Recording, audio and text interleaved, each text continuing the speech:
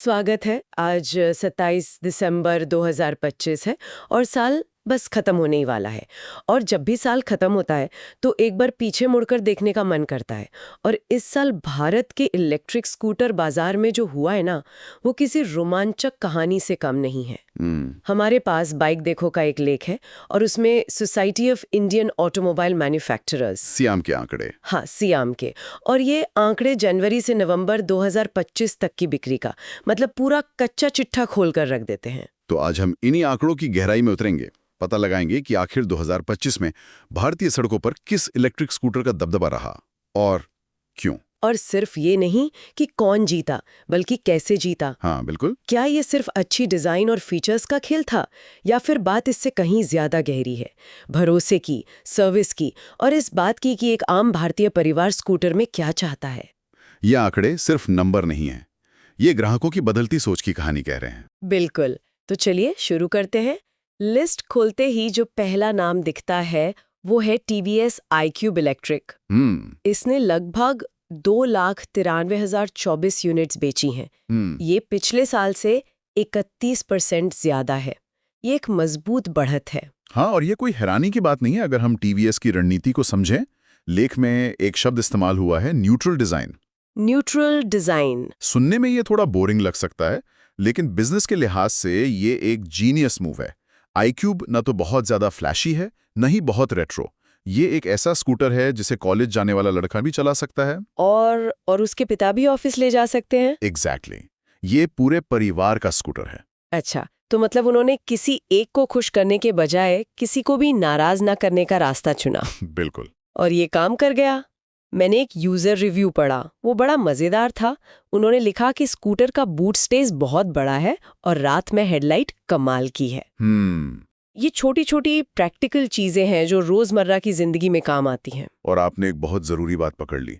जब कोई electric vehicle खरीदता है तो वो सिर्फ एक मशीन नहीं खरीद रहा होता। अच्छा। वो एक वादा खरीद रहा होता है कि ये सालों साल चलेगा, इसकी सर्विस आसानी से हो जाएगी और अगर कोई पुर्जा खराब हुआ तो वो मिल जाएगा। सही बात है। टीवीएस एक पुराना और स्थापित ब्रांड होने के नाते ये वादा पूरा करता है। उनका सर्विस नेटवर्क पहले से ही देश के कोने कोने में फैला हुआ है। इसी से जुड़ी एक और बात उस रिव्यू में थी। उस यूजर ने लिखा कि उनकी सलाह पर उनके 7 दोस्तों और रिश्तेदारों ने iQube खरीद लिया। 7। और यही तो है असली मार्केटिंग। जब आपके दोस्त रिश्तेदार कोई चीज खरीदने को कहें तो उसका असर किसी भी विज्ञापन से कहीं ज्यादा होता है। हाँ, ये भरोसे को तो दिखाता है, लेकिन हमें ये भी नहीं भूलना चाहिए कि टीवीएस का डिस्ट्रीब्यूशन और सर्विस नेटवर्क वो पहले से ही हर छोटे शहर में मौजूद है। ये एक ऐसा फायदा है जो किसी नए स्टार्टअप के लिए रातों रात बनाना मतलब लगभग नामुमकिन है। तो ये सिर्फ भरोसा नहीं बल्कि दशकों पुरानी पहुंच का भी नतीजा है। सही बात है। खैर, इस दौड़ में TVS अकेला नहीं है। ठीक उसके पीछे नंबर 2 पर है बजाज चेतक। चेतक 2,62,966 यूनिट्स के साथ ये TVS से बहुत ज्यादा पीछे नहीं है और इनकी सालाना बढ़ोतरी भी लगभग 27% है। चेतक की कहानी थोड़ी अलग है, पर उसका आधार वही है, भरोसा। लेकिन बजाज ने इसमें एक और चीज मिला दी, नॉस्टैल्जिया, पुरानी यादें। हाँ, चेतक नाम सुनते ही कई लोगों को अपने पिता या दादा का स्कूटर याद आ जाता है। हाँ। बजाज ने उस भावना को एक नए इलेक्ट्रिक अवतार में वापस जिंदा कर दिया है। इसका रेट्रो स्टाइल और मेटल बॉडी इसे एक प्रीमियम फील देते हैं। और कीमत भी काफी प्रतिस्पर्धी रखी है, लगभग 99,500 रुपीज से शुरू। बिल्कुल। एक यूजर ने लिखा है कि ये पैसे की पूरी कीमत है और इसका आराम तो स्वर्ग जैसा है। वो इसे लॉन्ग ड्राइव पर भी ले जाते हैं। अच्छा, मतलब ये सिर्फ दिखने में क्लासिक नहीं है, चलाने में भी आरामदायक है। तो यहाँ एक पैटर्न साफ उभर कर आ रहा है ना? हाँ। 2025 में टॉप पर वो 2 ब्रांड हैं जो दशकों से भारतीय सड़कों पर राज कर रहे हैं। उन्होंने कोई क्रांतिकारी डिजाइन नहीं बनाया, बल्कि एक भरोसेमंद, व्यवहारिक और सबके लिए उपयुक्त प्रोडक्ट पेश किया और बाजार ने उन्हें सिर आंखों पर बैठा लिया। तो एक तरफ ये पुराने भरोसेमंद खिलाड़ी हैं जो धीरे धीरे अपनी पकड़ मजबूत कर रहे हैं, लेकिन इस लिस्ट में कुछ ऐसे नाम भी हैं जिनकी रफ्तार देखकर सब हैरान है। तीसरे नंबर की कहानी तो कुछ ऐसी ही है, एथर रिश्ता। 1 मिनट, ये आंकड़े सही हैं? कौन से? 206.95% की बढ़ोतरी। हाँ बिल्कुल सही है। ये फिनोमिनल है। एथर ने 2024 में जहां लगभग 50,000 रिश्ता बेचे थे, 50,000, वहीं 2025 में यह आंकड़ा 1.5 लाख को पार कर गया। और ध्यान रहे, ये स्कूटर अप्रैल 2024 में ही लॉन्च हुआ था। 1.5 साल से भी कम समय में इसने बाजार में तहलका मचा दिया है। मतलब एथर ने 1 साल में अपनी बिक्री 3 गुना कर दी। ये कैसे हुआ? अब तक तो एथर को एक प्रीमियम परफॉर्मेंस वाले ब्रांड के तौर पे जाना जाता था, सही, जो युवाओं को टारगेट करता था। फिर अचानक ऐसा क्या हुआ? उन्होंने बाजार में एक बहुत बड़ा गैप देखा और उसे भर दिया। कैसा गैप? उन्होंने महसूस किया कि बाजार में एक अच्छे, स्मार्ट और फीचर से भरपूर फैमिली स्कूटर की कमी है। रिश्ता वही प्रोडक्ट है। अच्छा। इसका डिजाइन मॉडर्न है, इसमें 34 लीटर का बूट स्पेस है जो iQube से भी ज्यादा है, और सीट भी काफी बड़ी है। एथर ने अपनी टेक्नोलॉजी वाली पहचान को बनाए रखते हुए उसे एक परिवार की जरूरतों के साथ जोड़ दिया। और आंकड़े बताते हैं कि ये रणनीति पूरी तरह काम कर गई। लेख के अनुसार रिश्ता की कुल बिक्री 2 लाख पार कर चुकी है। हाँ, और ये एथर की कुल बिक्री का 70% है। 70%। मतलब इस एक स्कूटर ने कंपनी की किस्मत बदल दी। इसने एथर को एक नीश प्लेयर से मास मार्केट प्लेयर बना दिया। सही। और ये बाजार की परिपक्वता को भी दर्शाता है। ग्राहक अब सिर्फ एक बेसिक इलेक्ट्रिक स्कूटर नहीं चाहता, वो ऐसा प्रोडक्ट चाहता है जो उसकी खास जरूरतों को पूरा करे, चाहे वो परफॉर्मेंस हो या पारिवारिक उपयोगिता। एथर ने इस नब्ज को सही समय पर पकड़ा। इसी तरह की एक और हैरान करने वाली कहानी 4थे नंबर पर है, हीरो मोटोकॉर्प की वीडा रेंज। वीडा 156% की बढ़ोतरी। हीरो, जो पेट्रोल टू व्हीलर का बेताज बादशाह है, अब ईवी में भी अपना दम दिखा रहा है। हीरो का तुरुपकाई का है कीमत। उन्होंने वीडा V1 प्लस के लिए जो बैटरी एज अ सर्विस यानी BaaS स्कीम निकाली है, वो एक मास्टर स्ट्रोक है। BaaS ये क्या है? आप स्कूटर बिना बैटरी के खरीदते हैं, जिससे उसकी शुरुआती कीमत सिर्फ 44,990 रुपए रह जाती है। सिर्फ 45,000? हाँ, और बैटरी के लिए आप हर महीने किराया देते हैं। अरे वाह!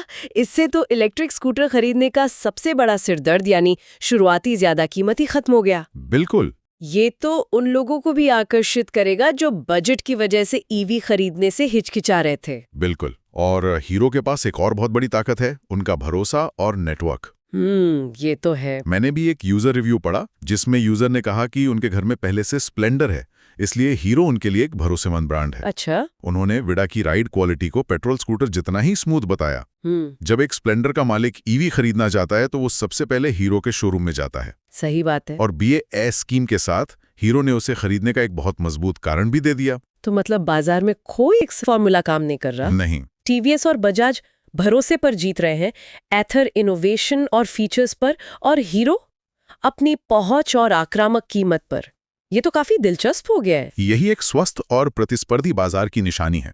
सबके लिए जगह है, बस आपको ग्राहक को कुछ ठोस वैल्यू देनी होगी। लेकिन ये लिस्ट सिर्फ विजेताओं की कहानी नहीं कहती। इस लिस्ट में जो सबसे बड़ी और शायद सबसे चौंकाने वाली कहानी है, वो 5वें नंबर के ब्रांड की है, जो कभी पहले नंबर पर हुआ करता था। हम बात कर रहे हैं ओला इलेक्ट्रिक की। हाँ, और ओला के आंकड़े सच में चौंकाने वाले हैं।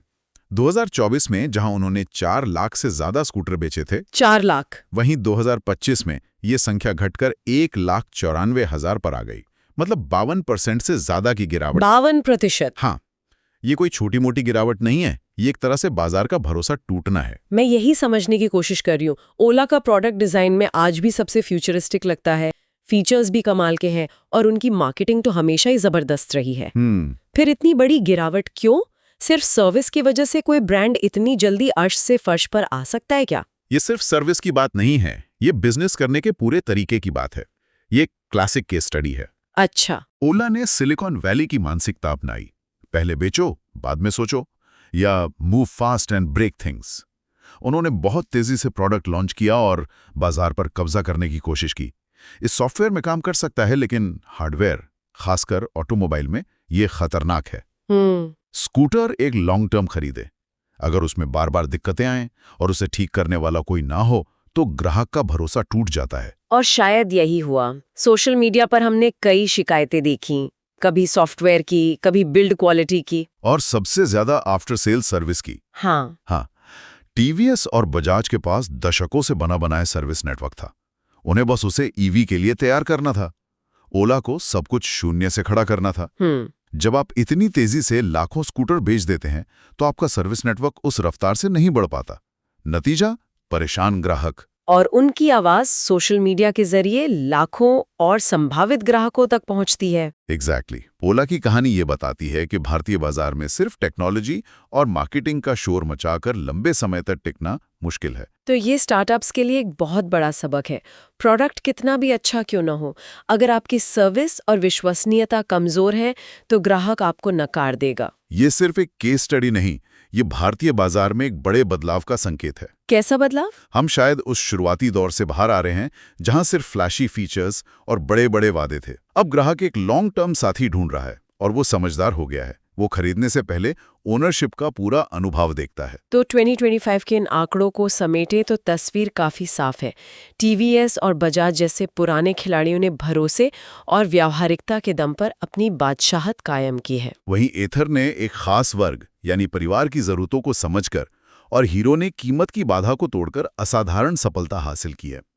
उन्होंने दिखाया कि बाजार में नए तरीकों के लिए हमेशा जगह होती है। और ओला की कहानी एक चेतावनी है कि शुरुआती सफलता को बनाए रखना शायद सफलता पाने से भी ज्यादा मुश्किल है। बिल्कुल। खासकर तब जब आप अपने ग्राहकों की सर्विस और भरोसे को प्राथमिकता नहीं देते। बिल्कुल, ये एक बहुत ही गतिशील बाजार है जो आज टॉप पर है, जरूरी नहीं कि कल भी वहीं रहेगा। तो इस पूरी चर्चा के बाद सुनने वालों के लिए एक सवाल छूट जाते हैं। लेख में एक छोटी सी जानकारी है कि बजाज 2026 की शुरुआत में अपनी अगली पीढ़ी की चेतक लाइनअप लॉन्च करने की योजना बना रहा है। अच्छा। इसे और आज के विश्लेषण को ध्यान में रखते हुए ये सोचना दिलचस्प है कि 2026 में भारतीय ईवी स्कूटर बाजार पर हावी होने का फॉर्मूला क्या होगा। क्या यह सिर्फ रेंज, फीचर्स और कीमत की लड़ाई होगी या फिर असली जंग सर्विस सेंटर्स में और ग्राहकों के भरोसे पर लड़ी जाएगी, जैसा कि ओला की कहानी से संकेत मिलता है। इस पर विचार जरूर कीजिएगा।